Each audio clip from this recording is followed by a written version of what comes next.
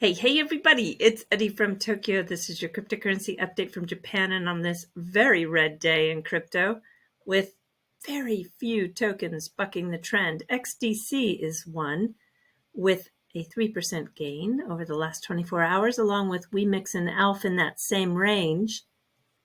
In the last hour, Genfinity was exploring the XDC network with Trade Tech. That is a company that is really leading the way for tokenization and trade finance. If you want some firsthand research on what's going on, Niels at Trade Tech is a great source. I recommend listening to this live stream. Well, gosh darn it, look at this. I started to research the Petrodollar agreement that supposedly was ending, and it turns out to be a fake story. Yeah, I can't believe it. Paul Donovan, the chief economist at UBS Global Wealth Management, wrote an article, has it posted on the UBS website, and remarked that this fake story had become surprisingly widespread, providing another lesson about the pitfalls of confirmation bias. But oil has always traded in non-dollar currencies. And here's something to remember. The dollar reserve status depends on how money is stored, not how transactions are denominated. So this story seems to have started in the crypto world. And yes, there are too many speculators that desperately want their stories to be seen and have big numbers. And they sell this demise of the dollar to get you to watch their videos. I don't know about you, but I saw way too many YouTube videos in our community that was spouting this ending of an agreement that actually never existed.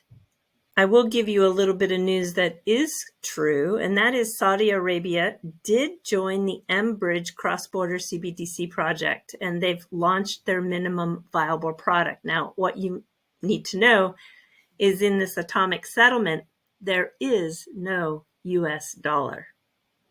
If you're an XRP holder, then you really want to do your firsthand research by watching the 6 hours of content from Apex 2024. It is on the Block YouTube channel. With the 60 speakers, let me just run through some of the topics that were discussed. There was a lot about tokenization, wallets, trading, exchanges, Metaverse, DeFi, community initiatives from the XRPL Commons. That's very interesting.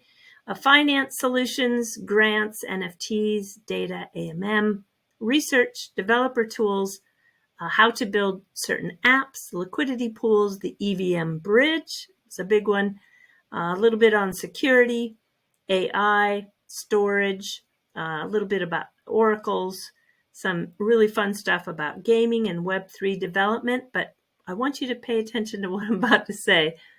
There was, as far as I know, nothing about payments except from Spend the Bits with Jay Cambo, of course. But you can see the focus has changed. And the big focus at Apex was about the XRPL EVM sidechain. Yes, that's the official name. And if you're owning XRP, then you really need to understand what the focus is for the use case. And that comes with Axelar. They're going to be the bridge. And that will connect to more than 60 blockchains where the digital asset XRP is a gas token. And it's for the traditional EVM, the Ethereum virtual machines, that's what that stands for, the protocols that do smart contracts. That's the EVM chains have that smart contract capability, the composability that everybody needs in all of this new tokenization world. I have just a 2-minute clip from David that will really put you on track. Have a listen. Now, I know what a lot of people are thinking, which is like the XRP ledger is why we're here. It's what's important. And that's true. But I just want to point out, in the early days, we celebrated every exchange listing. That is not an XRP ledger thing, right? People who hold tokens on exchanges, they're not using the ledger, but they're using XRP. And I'm hoping that we can see the XRP LEVM sidechain. Oh, announcement. It has a name. I wanted to call it Niobium. I lost. It is called the XRP LEVM sidechain. I know that's what everybody was calling it anyway, but that is actually its name. That is a bona fide announcement. I'm not lying. It is actually going to be called the XRP LEVM sidechain.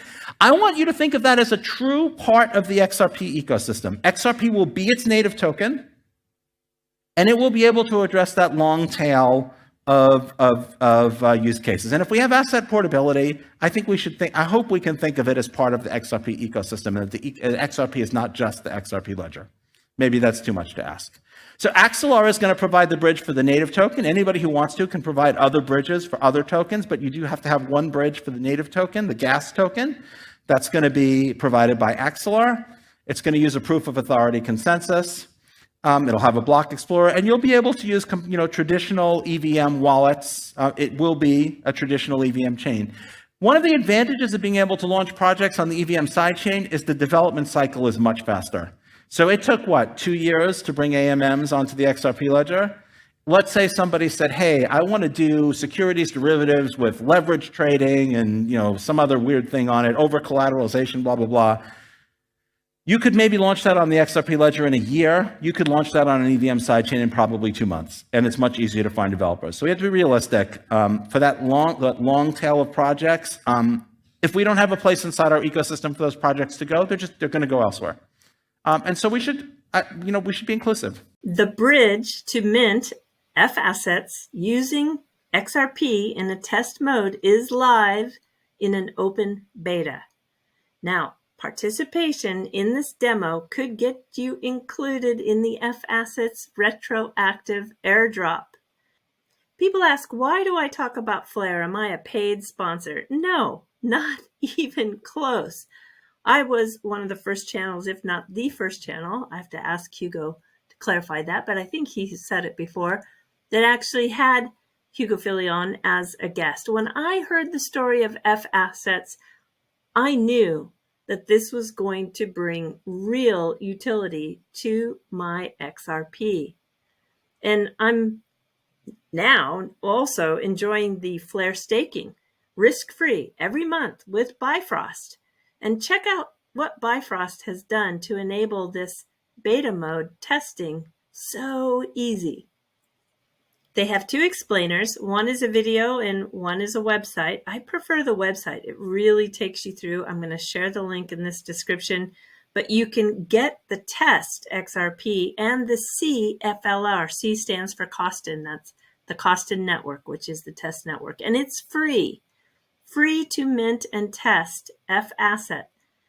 It just takes you a few minutes and you can practice redeeming too, and then repeat.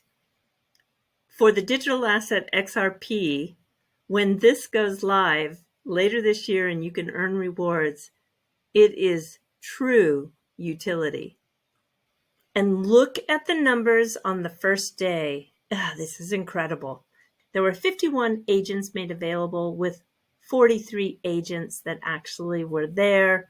So, given the 5 million wallets, nearly, you can take the first day's activity and have a look at scaling that from the first day's user counts to estimate the total active users that could run with it in a year.